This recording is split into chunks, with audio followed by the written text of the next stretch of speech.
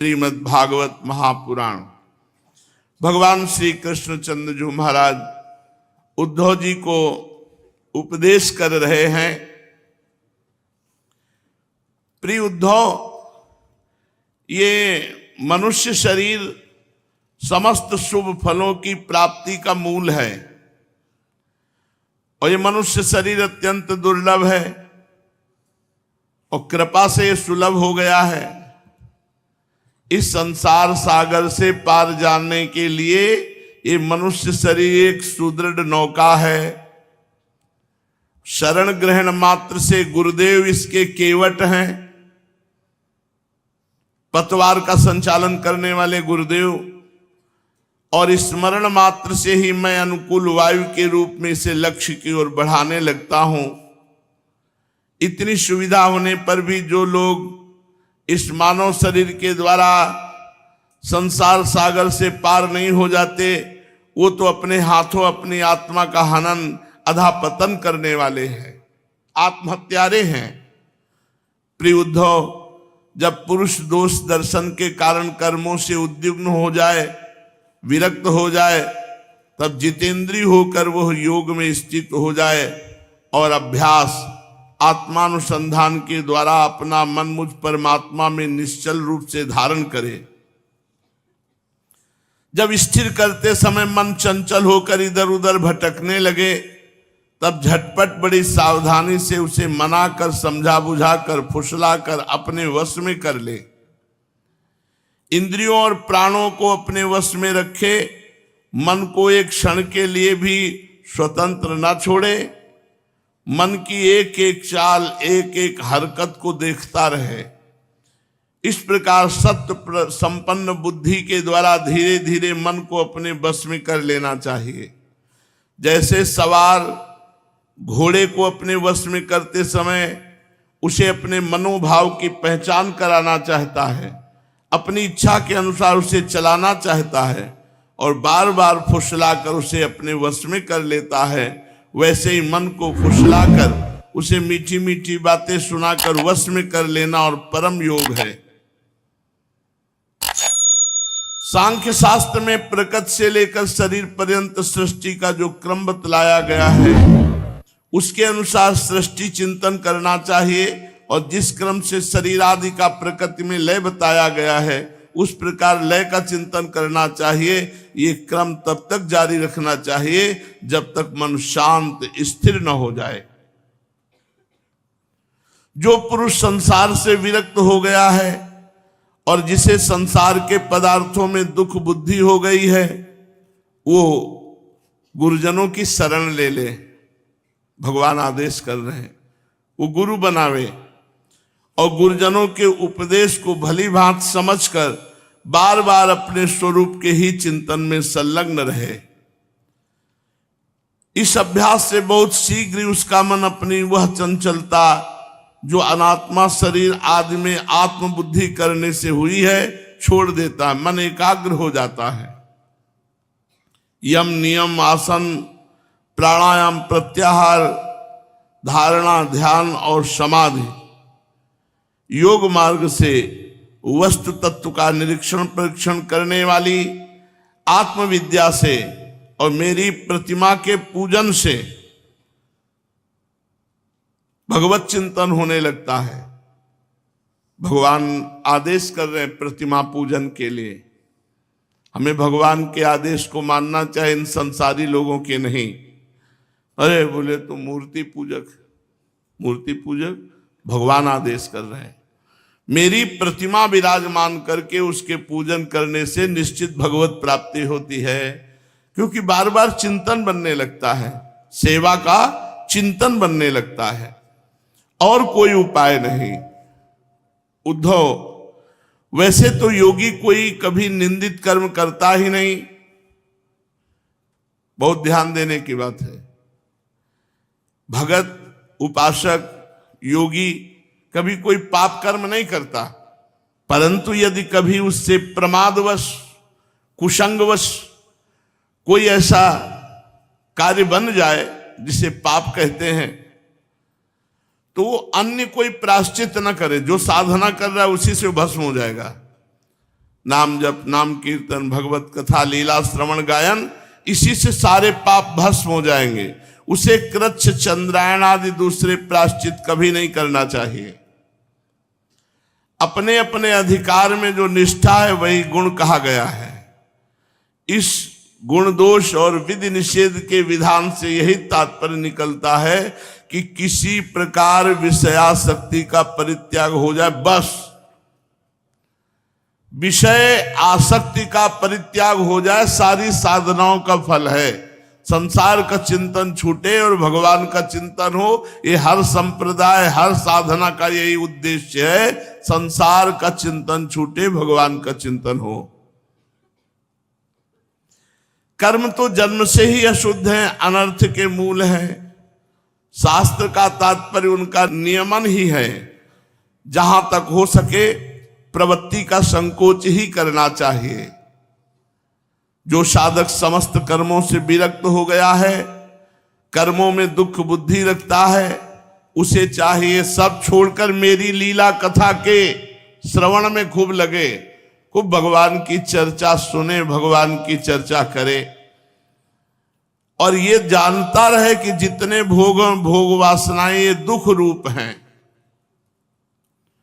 किंतु इतना सब जान करके भी जो परित्याग करने में समर्थ ना हो, उसे चाहिए कि उन भोगों को तो भोग ले, परंतु सच्चे हृदय से दुखी होकर भगवान की प्राप्ति के लिए निकले, भजन करना चाहिए। पर ये खान पान, ये दुनिया का प्रपंच हमारा पिंड नहीं छोड़ रहा, दुखी होना चाहिए। जैसे संसारी आदमी जब मनोनुकूल भोग मिलता है तो सुखी होता है, लेकिन भक्त को जब मनोनुकूल भोग मिलता है तो वो दुखी होता है, वो रुदन करता है, हे भगवान कब मैं इस प्रपंच से ऊपर उठूं। उसे सच्चे हृदय से दुखजनक समझे और मन ही मन उसकी निंदा करे तथा अपना दुर्भाग्य समझे। साथ ही इस दुविधा की स्थिति से छुटकारा पाने के लिए श्रद्धा, दृढ़ निश्चय और प्रेम से मेरा भजन करे। इस प्रकार मेरे बतलाए हुए भक्ति योग के द्वारा निरंतर मेरा भजन करने से, भक्ति योग के द्वारा निरंतर मेरा भजन करने से मैं उस साधक के हृदय में आकर बैठ जाता हूं और मेरे विराजमान होते ही उसके हृदय की सारी वासनाएं अपने संस्कारों के साथ नष्ट हो जाती हैं। इस तरह जब उसे मुझ सर्वात्मा का साक्षात्कार हो जाता है तो उसके हृदय की गांठ टूट जाती है, उसके सारे संशय छिन्न भिन्न हो जाते हैं, कर्म वासना सर्वथा क्षीण हो जाती है। इसी से जो योगी मेरी भक्ति से युक्त है और मेरे चिंतन में मगन रहता है, उसके लिए ज्ञान अथवा वैराग्य की आवश्यकता नहीं है। कितनी सुंदर बात कह रहे हैं भगवान।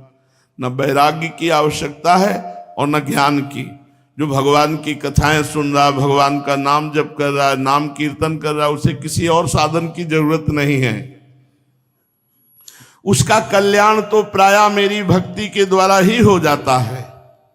कर्म, तपस्या, ज्ञान, वैराग्य, योगाभ्यास, दान, धर्म और दूसरे कल्याण साधनों से जो कुछ स्वर्ग अपवर्ग मेरा परम धाम अथवा कोई भी वस्तु प्राप्त होती है, वह सब मेरा भक्त मेरे भक्ति योग के प्रभाव से ही यदि चाहे तो अनायास प्राप्त कर लेता है। मेरे अनन्य प्रेमी एवं धैर्यवान साधु भक्त स्वयं तो कुछ चाहते ही नहीं, यदि मैं उन्हें देना चाहता हूं तो और देता भी हूं तो भी वे दूसरी वस्तुओं की तो बात क्या, कैवल्य मोक्ष भी नहीं लेना चाहते। ऐसे भक्ति में सुख प्राप्त किए भक्त जन होते हैं। भगवान कह रहे मैं देना भी चाहूं और देता भी हूं, पर वो कैवल्य मोक्ष तक स्वीकार नहीं करते। मर्त लोग, स्वर्ग लोगों के भोगों की तो बात ही क्या। उद्धव जी, सबसे श्रेष्ठ एवं महान निश्रेयस परम कल्याण, इसका दूसरा नाम है निरपेक्षता। किसी से कोई चाह नहीं। इसलिए जो निष्काम और निरपेक्ष होता है उसी को मेरी भक्ति प्राप्त होती है। मेरे अनन्य प्रेमी भक्तों को, समदर्शी महात्माओं को, जो बुद्धि से अतीत परम तत्व को प्राप्त हो चुके हैं, उनको कोई पाप या पुण्य नहीं बांध पाएगा। इसलिए महापुरुषों की नकल नहीं करनी चाहिए। वो देहाभिमान रहित महापुरुष कभी विषय सेवन करते नजर आते हैं, कभी विषय त्यागी। उनको कोई पाप पुण्य, कोई कर्म बंधन नहीं होता। विधि और निषेध होने वाले पुण्य और पाप से उनका कोई संबंध नहीं होता। कोई निषेध अगर बन जाए तो कोई पाप नहीं, कोई विधि बन जाए तो कोई पुण्य नहीं, क्योंकि वो देहाभिमान रहित महापुरुष होते हैं।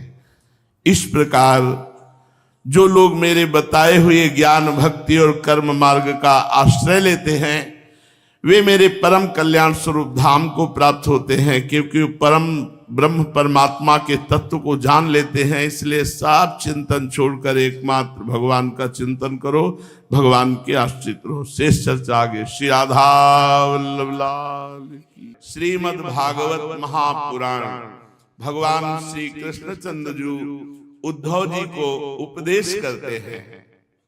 भगवान श्री कृष्णचंद्र जी कहते हैं, हे प्रिय उद्धव, मेरी प्राप्ति के 3 मार्ग हैं, भक्ति योग, ज्ञान योग और कर्म योग।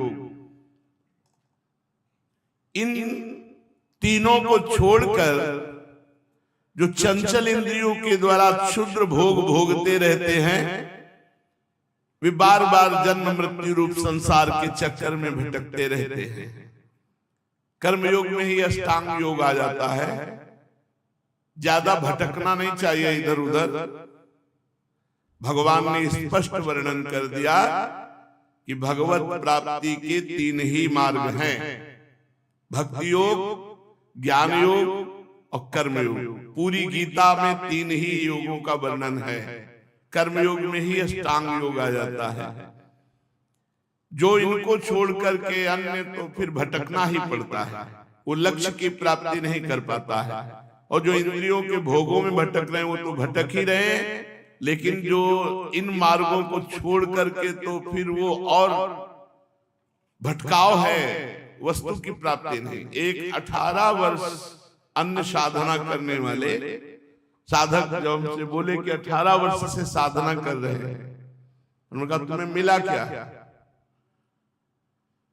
उनका अभी हमें परसों नरसों स्वप्न आया और आपने बुलाया तो मैं भागा चला आया, यही मुझे मिला कि भगवान ने 18 वर्ष में हमें एक कृपा की कि हमें आपका सानिध्य। तो हमका अब राधा राधा रटो। पक्की बात समझ लो, बैठ बैठ के समय बर्बाद मत करो। अगर बैठे हो तो नाम में चिंतन लगाओ, रूप में चिंतन लगाओ, भगवान की लीला गुण में चिंतन लगाओ तो धन्य है, नहीं तो प्रपंच का चिंतन होगा। भगवत प्राप्ति के 3 मार्ग हैं, भक्ति योग, ज्ञान योग, कर्म योग। इन्हें छोड़कर जो चंचल इंद्रियों के द्वारा क्षुद्र भोग भोगते रहते हैं वे बार बार जन्म मृत्यु रूप संसार के चक्कर में भटकते रहते हैं। अपने अपने अधिकार के अनुसार धर्म में दृढ़ निष्ठा रखना ही गुण कहा गया है। इसके विपरीत अनाधिकार चेष्टा करना दोष है। जो घोर वैराग्य प्रवृत्ति का है, संसार अच्छा ही नहीं लगता है, वो अभेद भक्ति का अधिकारी, ज्ञान मार्ग का। और जो अभी न पूरा वैरागी है न पूरा संसारी है, वो भक्ति मार्ग से प्रारंभ करे। और जिसकी कर्मों में बहुत प्रवृत्ति, कर्मठ है, वो कर्म योग का अधिकारी है। अपने को देख लेना चाहिए मैं किस मार्ग का अधिकारी हूं और उसी मार्ग पे चल देना चाहिए। तात्पर्य यह है कि गुण और दोष दोनों की व्यवस्था अधिकार के अनुसार की जाती है, किसी वस्तु के अनुसार नहीं। वस्तुओं के समान होने पर भी शुद्धि अशुद्धि, गुण दोष, शुभ अशुभ आदि का जो विधान किया जाता है उसका अभिप्राय यह है कि पदार्थ का ठीक ठीक निरीक्षण परीक्षण हो सके और उसमें संदेह उत्पन्न करके ही यह योग्य है कि अयोग्य है, स्वाभाविक प्रवृत्ति को नियंत्रित संकुचित किया जा सके। उनके द्वारा धर्म संपादन कर सके, समाज का व्यवहार ठीक ठीक चला सके, अपने व्यक्तिगत जीवन के निर्वाह में भी सुविधा हो। इससे ये लाभ भी है कि मनुष्य अपनी वासना मूलक सहज प्रवृत्तियों के द्वारा इनके जाल में न फंसकर शास्त्र के अनुसार अपने जीवन को नियंत्रित और मन को वशीभूत कर लेता है। निष्पाप उद्धव, ये मैंने ही मनु आदि का रूप धारण करके धर्म भार ढोने वाले कर्म जड़ों के लिए उपदेश किया है।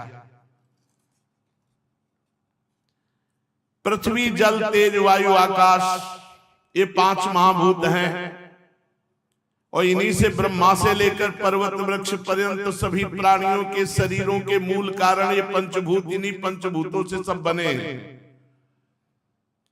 इस तरह वे सब शरीर की दृष्टि से तो समान है ही और सब में एक ही आत्मा, इसलिए आत्म दृष्टि से भी एक है, कोई छोटा बड़ा नहीं। सबके पंचभूत हैं शरीर में और सब एक आत्मा है, इसलिए सब एक है, कोई भेद दृष्टि नहीं। धर्म प्रतिपादन के लिए भेद है नहीं, सब अभेद एक परमात्मा स्वरूप है। सब जड़ चेतन जग जीव जत सकल राम में जानी, बंदों सबके पद कमल सदा जोरी जुग पान। सबकी चरण वंदना करता हूं क्योंकि जड़ चैतन्य सब हमारा इष्ट देव ही विराजमान है। प्रिय उद्धव, यद्यपि सबके शरीरों के पंचभूत समान हैं, फिर भी वेदों ने इनके वर्णाश्रम आदि अलग अलग नाम और रूप इसलिए बना दिए हैं कि अपनी वासना मूलक प्रवृत्तियों को संकुचित करके धर्म अर्थ काम मोक्ष इन चारों पुरुषार्थों को सिद्ध कर सके। साधु श्रेष्ठ देश काल फल निमित्त अधिकारी और धान्य आदि वस्तुओं के गुण दोषों का विधान भी मेरे द्वारा इसलिए किया गया है कि कर्मों में लोगों की उच्छृंखल प्रवृत्ति न हो, मर्यादा का भंग न होने पावे, इसलिए मैंने विभाजन किया है। अब सुनो, देशों में वो देश अपवित्र है जिसमें कृष्ण सार मृग न हो और जहां के निवासी ब्राह्मण भक्त न हो, वो अपवित्र देश है। कृष्ण सार मृग के होने पर भी केवल उन प्रदेशों को छोड़कर जहां संत पुरुष रहते हैं, अन्य जहां संत नहीं रहते वो कीकट देश है, अपवित्र देश है। ऐसे देश का सेवन नहीं करना चाहिए। संस्कार रहित ऊषर भूमि में अपवित्रता रहती है, इसलिए ऐसी भूमि में बैठकर कभी भजन साधन नहीं करना चाहिए। ऊषर भूमि, ऐसे गांव नगर में नहीं रहना चाहिए जहां भक्त न हो, जहां भगवान के संत जन न हो, जहां ब्राह्मण भक्त ब्रह्म ऋषियों की आराधना करने वाले दासानुदास न हो। समय वही पवित्र है जिसमें कर्म करने योग्य सामग्री मिल सके, कर्म हो सके। जिसमें कर्म करने की सामग्री न मिले, आगंतुक दोषों से अथवा स्वाभाविक दोषों के कारण जिसमें कर्म ही न हो सके, वो समय अशुद्ध है। पदार्थों की शुद्धि और अशुद्धि द्रव्य, वचन, संस्कार, काल, महत्व अथवा अल्पत्व से भी होती है। जैसे कोई पात्र जल से शुद्ध हो जाता है, लेकिन शराब की बोतल, शराब जिसमें एक बार पात्र में डाल दी गई, अब आप धो करके चाहे जिससे पवित्र करो, जिसमें मांस बना दिया गया वो पात्र पवित्र हो गया, किसी तरह शुद्ध नहीं हो सकता कि आप उसे मांज करके जल से धो दिए और फिर उसमें खीर पूड़ी बनाए तो पवित्र हो जाएगा। नहीं, वो अपवित्र हो गया। जो अशुद्ध अभक्ष पदार्थ हैं, उन पात्रों को गंगा जल से धो के भी पवित्र नहीं किया जा सकता। जैसे किसी बोतल में शराब रही, आप उसी में गंगा जल भर ले तो आचमन लायक नहीं, शराब के समान या पवित्र माना जाएगा। पात्र दोष उसमें उपस्थित है। जैसे जल से शुद्ध हो जाता है, इन सब वस्तुओं से अशुद्ध हो जाता है। और किसी भी वस्तु की शुद्धि अशुद्धि में यदि शंका हो, संत महात्माओं के वचन से वो शुद्ध हो जाता है। जैसे तुम्हें संशय है कि ये शुद्ध है कि अशुद्ध है? नहीं, शुद्ध है। तो चाहे जितना शुद्ध हो, यदि संत ने, भक्त ने, ब्रह्म ऋषि ने कह दिया कि शुद्ध है, पावन है, तो फिर उसमें संशय मत करें।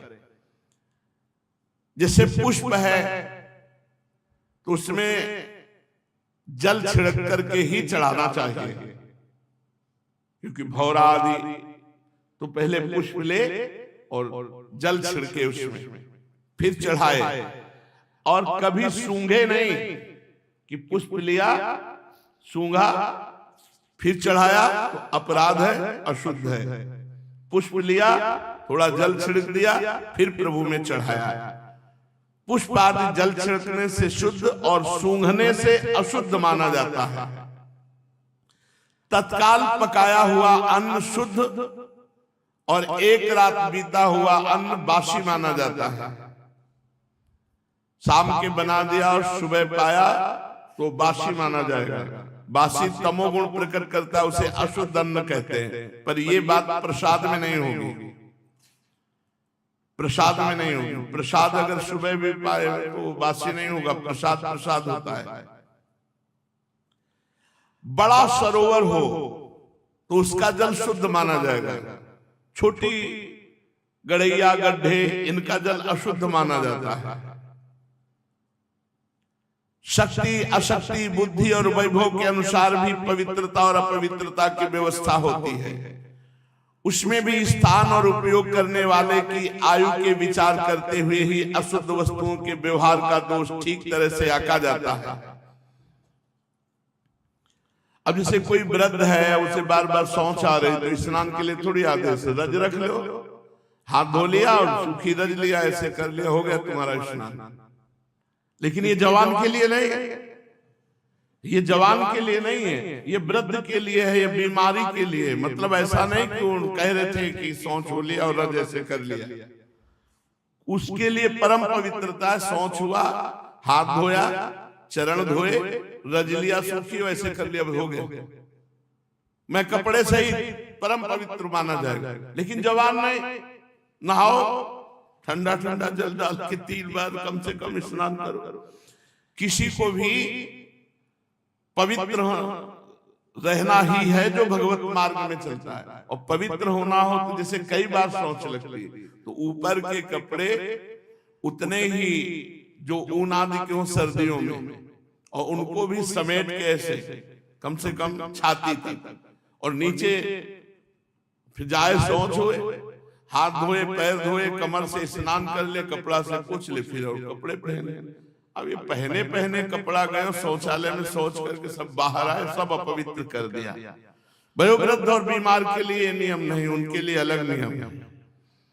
तो आयु के अनुसार या परिस्थिति के अनुसार गुण, दोष और पवित्रता, पवित्रता का विचार किया जाता है। अनाज, लकड़ी, हाथी दांत, सूत, मधु, नमक, तेल, घी, रस, सोना, पारा आदि तेजस पदार्थ, चाम और घड़ा आदि मिट्टी के बने पदार्थ, ये हवा लगने से शुद्ध हो जाते हैं अपने आप, हवा लगने से। और कुछ ऐसे हैं जो आग में रखने से पवित्र हो जाते हैं, कुछ ऐसे हैं जो मिट्टी से स्पर्श कराने से पवित्र हो जाते हैं, कुछ ऐसे हैं जो जल के स्पर्श कराने से पवित्र होते हैं। देश, काल और अवस्था के अनुसार कहीं जल, कहीं मिट्टी आदि से पवित्रता कर। पवित्रता बहुत आवश्यक है। जब आप पवित्र रहेंगे तो भजन बहुत होगा। यदि किसी वस्तु में कोई अशुद्ध पदार्थ लग गया हो तो छीलने से, मिट्टी आदि मलने से जब उसका गंध और लेप हट जाए तब वो शुद्ध माना जाता है। पात्र तभी पवित्र माना जाएगा जब उसमें जो पाया गया है उसकी चिकनाहट भी नहीं होनी चाहिए। और प्रायः पात्रों में रज का प्रयोग अब नहीं होता, साबुन का प्रयोग होता, तो अपवित्र ही बने रहते हैं। एक बार साबुन से धो, दूसरी बार रज से धो, अपने यहाँ है ऐसा सिस्टम। गर्म पानी, चिकनाहट नहीं रहनी चाहिए, पहले धो लिया, फिर जरा सा ऐसे रज लगाया और पूरे पात्र को धो करके फिर ऐसे बहुत सफाई, व्यवस्था, पवित्रता, तब भजन की वृत्तियां आती हैं। स्नान, दान, तपस्या, वय, सामर्थ्य, संस्कार, कर्म और मेरे स्मरण से चित्त की शुद्धि होती है।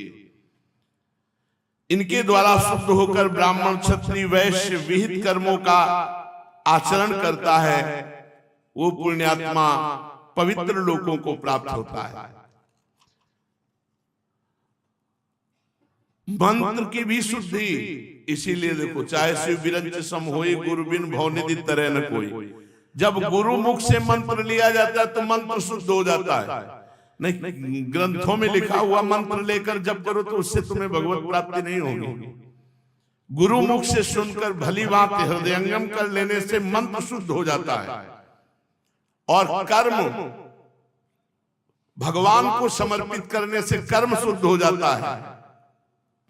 उद्धव जी, इस प्रकार देश काल पदार्थ कर्ता मंत्र और कर्म, इन छहों के शुद्ध होने से धर्म और अशुद्ध होने से अधर्म होता है। कहीं कहीं शास्त्र विधि से गुण दोष हो जाता है, दोष गुण हो जाता है। जैसे ब्रह्म ऋषि हैं, उनके लिए संध्या वंदन गायत्री जप अनुष्ठान ऐसा। अब कोई नीच प्रवृत्ति वाला आदमी उनका नाटक करने लगे तो उसके लिए वो पाप हो जाएगा और उसके लिए वो धर्म है। जैसे दूध का व्यापार है,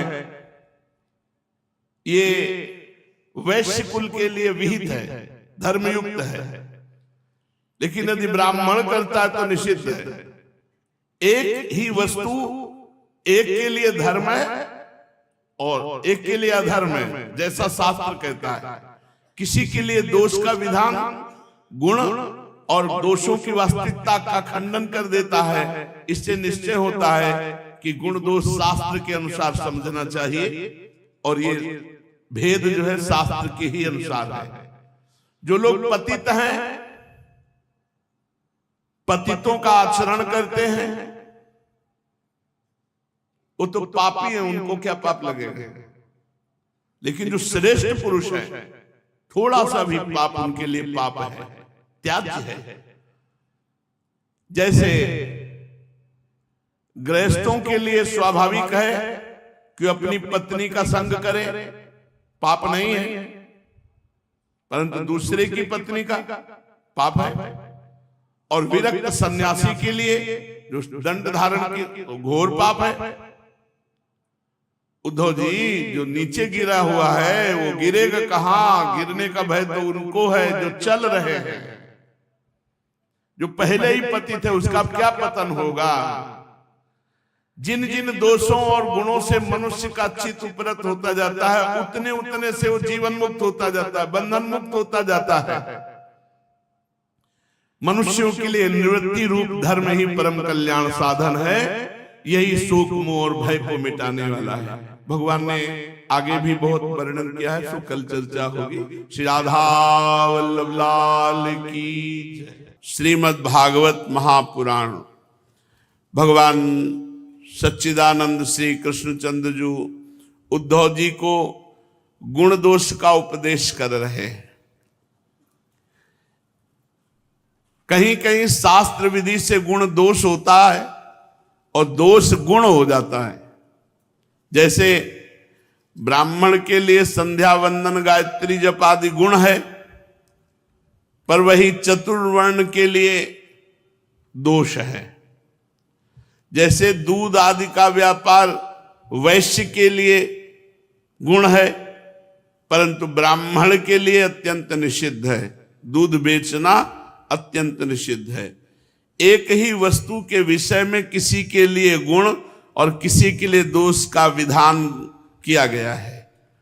गुण और दोषों की वास्तविकता का खंडन कर देता है। इससे निश्चय होता है कि गुण दोष का ये भेद कल्पित है।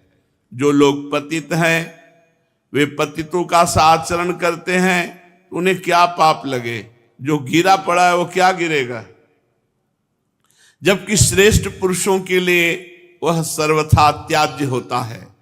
जैसे गृहस्थों के लिए स्वाभाविक होने के कारण अपनी पत्नी का संग करना पाप नहीं है, परंतु सन्यासी के लिए घोर पाप है। उद्धव जी, बात तो यह है कि जो नीचे सोया हुआ है वो गिरेगा कहाँ। वैसे ही जो पहले से पापी और पतित है, अब उसका क्या पतन होगा। जिन जिन दोषों और गुणों से मनुष्यों का चित्त उपरत हो जाता है, उन्हीं वस्तुओं के बंधन से वह मुक्त हो जाता है। मनुष्य के लिए यह निवृत्ति रूप धर्म ही परम कल्याण का साधन है, क्योंकि यही शोक, मोह और भय को मिटाने वाला है। उद्धव जी, विषयों में कहीं भी गुणों का आरोप करने से उस वस्तु के प्रति आसक्ति हो जाती है। आसक्ति होने से उसे अपने पास रखने की कामना हो जाती है, और इस कामना की पूर्ति में किसी प्रकार बाधा पड़ने पर लोगों में परस्पर कलह होने लगता है। कलह से असह्य क्रोध की उत्पत्ति होती है, और क्रोध के समय अपने हित अहित का बोध नहीं रहता, अज्ञान छा जाता है। इस अज्ञान से शीघ्र ही मनुष्य की कार्य अकार्य का निर्णय करने वाली व्यापक चेतना शक्ति लुप्त हो जाती है। हे साधो, चेतना शक्ति अर्थात स्मृति के लुप्त हो जाने पर मनुष्य में मनुष्यता नहीं रह जाती, पशुता आ जाती है, और वह शून्य के समान अस्तित्वहीन हो जाता है। अब उसकी अवस्था वैसी ही हो जाती है जैसे कोई मूर्छित या मुर्दा हो। ऐसी स्थिति में ना तो उसका स्वार्थ बनता है और न परमार्थ। इसलिए क्रोध को रोकना चाहिए। जहां कलह हुआ, क्रोध हुआ, लड़ाई झगड़ा हुआ, स्मृति नष्ट हुई, बुद्धि भ्रष्ट हुई, पशुता आई, ऐसे ऐसे आचरण हो जाते हैं, जेल भरी है इसी से। इसलिए स्वार्थ या परमार्थ की पूर्ति के लिए क्रोध को सहना चाहिए, क्रोध करना नहीं चाहिए। सहन करने से नष्ट हो जाता है। विषयों का चिंतन करते करते मन विषय रूप हो जाता है। जीवन वृक्ष के समान जड़ हो जाता है। उसके शरीर में उसी प्रकार व्यर्थ श्वास चलती रहती जैसे लोहार की धोकनी की दशा। लोहार की धोकनी में हवा आती जाती रहती है व्यर्थ। ऐसे यहां श्वास आ जा रही, यदि नाम नहीं चल रहा, भजन नहीं हो रहा, भगवान का चिंतन नहीं हो रहा, विषय चिंतन करते करते मन विषय रूप हो जाता है। उसे ना अपना ज्ञान रहता है, न दूसरों का ज्ञान रहता है, सर्वथा आत्मवंचित हो जाता है। उद्धव जी, इस स्वर्गादि रूप फल का वर्णन करने वाली श्रुति मनुष्यों के लिए उन लोगों को परम पुरुषार्थ नहीं बतलाती, परंतु बहिर्मुख पुरुषों के लिए अंतःकरण की शुद्धि के द्वारा परम कल्याण में मोक्ष की विवक्षा से ही कर्मों में रुचि उत्पन्न करने के लिए वैसा वर्णन करते हैं। जैसे बच्चों से औषधि में रुचि उत्पन्न करने के लिए रोचक वाक्य कहे जाते हैं, बेटा ये दवा पी लो, तुम्हारी चोटी बढ़ जाएगी। इसमें संदेह नहीं कि संसार के विषय भोगों में, प्राणों में, सगे संबंधियों में सभी मनुष्य जन्म से ही आसक्त हैं, और उन वस्तुओं की आसक्ति उनकी आत्मोन्नति में बाधक एवं अनर्थ का कारण है। वे अपने परम पुरुषार्थ को नहीं जानते, इसलिए स्वर्ग आदि का जो वर्णन मिलता है वह ज्यों का त्यों सत्य है ऐसा विश्वास करके देवादि योनियों में भटकते रहते हैं, फिर वृक्षादि योनियों के घोर अंधकार में आ पड़ते हैं। ऐसी अवस्था में कोई भी विद्वान अथवा वेद फिर से उन्हें उन्हीं विषयों में क्यों प्रवृत्त करेगा। दुर्बुद्धि लोग वेदों का यह अभिप्राय ना समझकर कर्मासक्तिवश पुष्पों के समान स्वर्ग आदि लोकों का वर्णन देखते हैं और उन्हीं को परम फल मानकर भटक जाते हैं, परंतु वेद वेदता लोग श्रुतियों का ऐसा तात्पर्य नहीं बतलाते। विषय वासनाओं में फंसे हुए दीनहीन लोभी पुरुष रंग बिरंगे पुष्पों के समान स्वर्ग आदि लोकों को ही सब कुछ समझ बैठते हैं। अग्नि के द्वारा सिद्ध होने वाले यज्ञ याग आदि कर्मों में ही मुग्ध हो जाते हैं और उन्हें अंत में देवलोक पितृलोक आदि की ही प्राप्ति होती है। दूसरी ओर भटक जाने के कारण उन्हें अपने निज धाम आत्मपद का पता नहीं लगता। प्यारे उद्धव, उनके पास साधना है तो केवल कर्म की, और उसका कोई फल है तो इंद्रियों की तृप्ति स्वर्ग आदि। उनकी आंखें धुंधली हो गई हैं, इसी से वे यह बात नहीं जानते कि जिससे इस जगत की उत्पत्ति हुई है, जो स्वयं इस जगत के रूप में है, वह परमात्मा मैं उनके हृदय में ही हूं। यदि हिंसा और उसके फल मांस भक्षण में राग ही हो, उसका त्याग न किया जा सकता हो तो यज्ञ ही करे। ये परिसंख्या विधि है, स्वाभाविक प्रवृत्ति का संकोच है, संध्या वंदन आदि के समान अपूर्व विधि नहीं है। इसी प्रकार मेरे परोक्ष अभिप्राय को न जानकर विषय लोलुप पुरुष हिंसा का खिलवाड़ करते हैं और दुष्टतावश अपनी इंद्रियों को तृप्ति करने के लिए वध किए हुए पशुओं के मांस से यज्ञ करके देवता पितर तथा भूतपतियों का यजन का ढोंग करते हैं। उद्धव जी, स्वर्ग आदि परलोक ये स्वप्न के दृश्यों के समान है, वास्तव में ये असत हैं, केवल उनकी बातें सुनने में बहुत मीठी लगती हैं। सकाम पुरुष वहां के भोगों के लिए मन ही मन अनेकों प्रकार के संकल्प कर लेते हैं और जैसे व्यापारी अधिक लाभ की आशा से मूल धन को भी खो बैठता है, वैसे ही वे सकाम यज्ञों द्वारा अपने धन का नाश करते हैं। वे स्वयं रजोगुण सत्वगुण या तमोगुण में स्थित रहते हैं। रजोगुणी सत्वगुणी और तमोगुणी इंद्रादि देवताओं की उपासना करते हैं। वे उन्हीं सामग्रियों से उतने ही परिश्रम से मेरी पूजा नहीं करते। वे जब इस प्रकार पुष्पिता वाणी रंग बिरंगी मीठी मीठी बातें सुनते हैं कि हम लोग इस लोक में यज्ञों के द्वारा देवताओं का यजन करके फिर स्वर्ग में जाएंगे, वहां दिव्य अप्सराएं मिलेंगी, विमान मिलेगा, उसको हम भोगेंगे। उसके बाद जब फिर हमारा जन्म होगा तो हम बड़े कुलीन परिवार में पैदा होंगे, हमारे बड़े बड़े महल होंगे, हमारा कुटुंब बहुत सुखी और बहुत बड़ा होगा। तब उनका चित्त क्षुब्ध हो जाता है और उनकी हेकड़ी जताने वाले घमंडियों को मेरे संबंध की बातचीत भी अच्छी नहीं लगती। उद्धव, वेदों में 3 कांड हैं, कर्म कांड, उपासना कांड और ज्ञान कांड। इन तीनों कांडों के द्वारा प्रतिपादित विषय है ब्रह्म और आत्मा की एकता। सभी मंत्र और मंत्र दृष्टा ऋषि इस विषय को खोलकर नहीं गुप्त भाव से बतलाते हैं।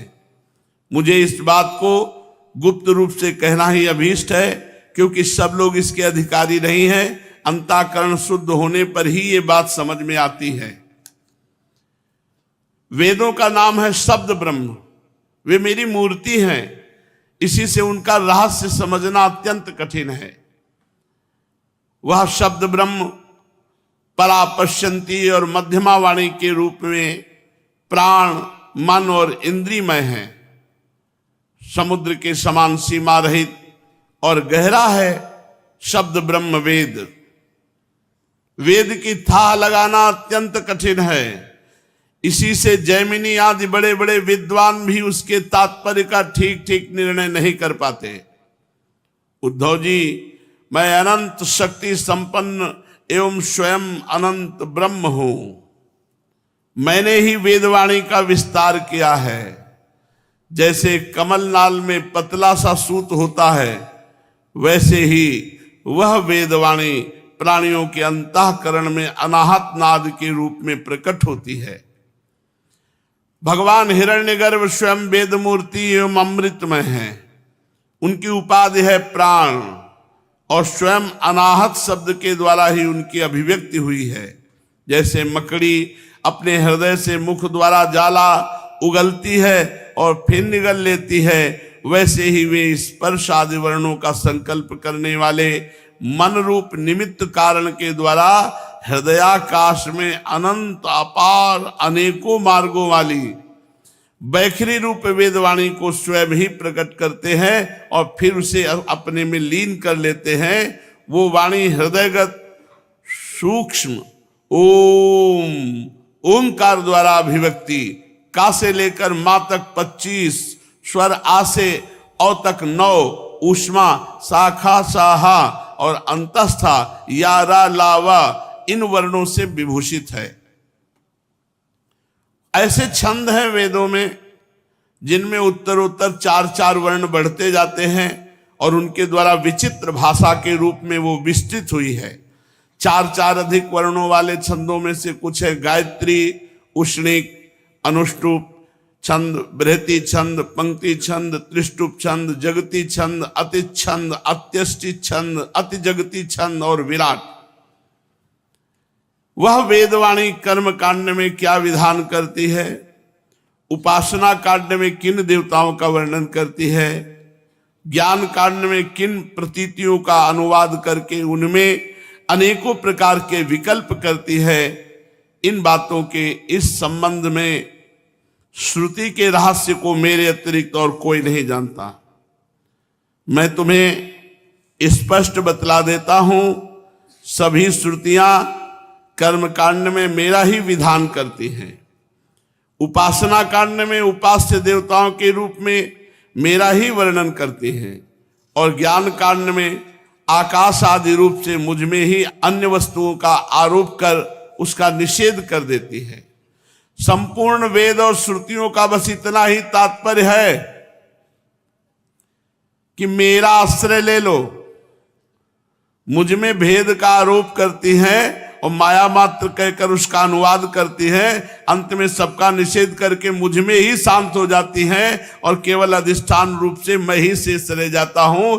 इसलिए मेरा आश्रय ले लो, मेरा भजन करो, सब वेद शास्त्रों का सार है। उद्धव जी ने कहा, प्रभु आप तो विश्वेश्वर हैं, मैं आपसे जानना चाहता हूं कि ऋषियों ने तत्वों की संख्या कितनी बतलाई है। आपने तो अभी 19वें अध्याय में 9, 11, 5 और 3 28 तत्व गिनाए हैं, ये तो हम सुन चुके हैं।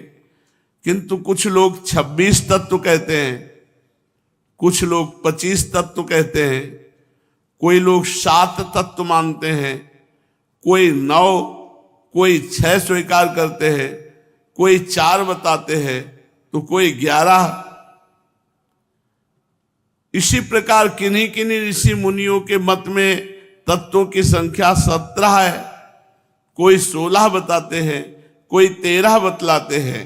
हे सनातन श्री कृष्ण, ऋषि मुनि इतनी भिन्न भिन्न संख्याएं किस अभिप्राय से बतलाते हैं, आप कृपा करके हमें बतलाइए। भगवान श्री कृष्ण ने कहा, उद्धव जी, वेदज्ञ ब्राह्मण इस विषय में जो कुछ कहते हैं वो सब ठीक है, क्योंकि सभी तत्व सब में अंतर्भूत है। मेरी माया को स्वीकार करके क्या कहना संभव है। जैसा तुम कहते हो वो ठीक नहीं है, जो मैं कहता हूं वही यथार्थ है। इस प्रकार जगत के कारण के संबंध में विवाद इसीलिए होता है कि मेरी शक्तियां सतोगुण, रजोगुण, तमोगुण आदि, उनकी वृत्ति का रहस्य लोग समझ नहीं पाते, इसलिए वे अपनी अपनी मनोवृत्ति पर ही आग्रह कर बैठते हैं। सत्वादि गुणों के क्षोभ से ही ये विविध कल्पना रूप प्रपंच, जो वस्तु नहीं है केवल नाम है, उठ खड़ा हुआ है। यही वाद विवाद करने वालों के विवाद का विषय है। जब इंद्रियां अपने वश में हो जाती हैं तो चित्त शांत हो जाता है, तब ये प्रपंच भी निवृत्त हो जाता है। उसकी निवृत्ति के साथ ही सारे वाद विवाद भी मिट जाते हैं।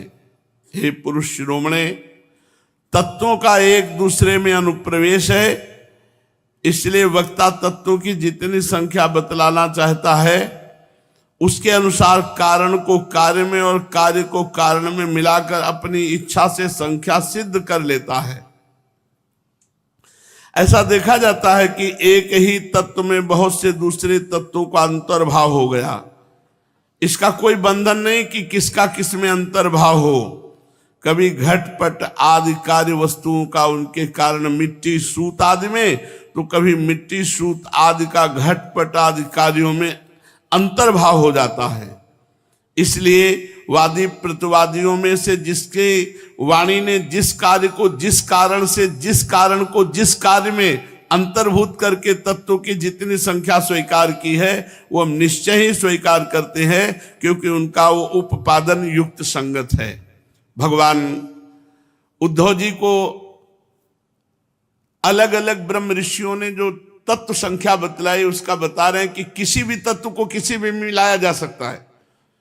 जिन लोगों ने जिन ऋषियों ने 26 संख्या स्वीकार की, वे ऐसा कहते हैं कि जीव अनादिकाल से अविद्याग्रस्त हो रहा है, वो स्वयं अपने आप को नहीं जान सकता, उसे आत्मज्ञान कराने के लिए किसी अन्य सर्वज्ञ की आवश्यकता है। इसलिए प्रकृति के कार्य कारण रूप 24 तत्व, 25वां पुरुष और 26वां ईश्वर, इस प्रकार वो 26 तत्व मानते हैं। 25 तत्व मानने वाले कहते हैं कि शरीर में जीव और ईश्वर का अणुमात्र भी अंतर या भेद नहीं है, इसलिए उनमें भेद की कल्पना व्यर्थ है। रही ज्ञान की बात, सो तो सत्वात्मिका प्रकृति का गुण है।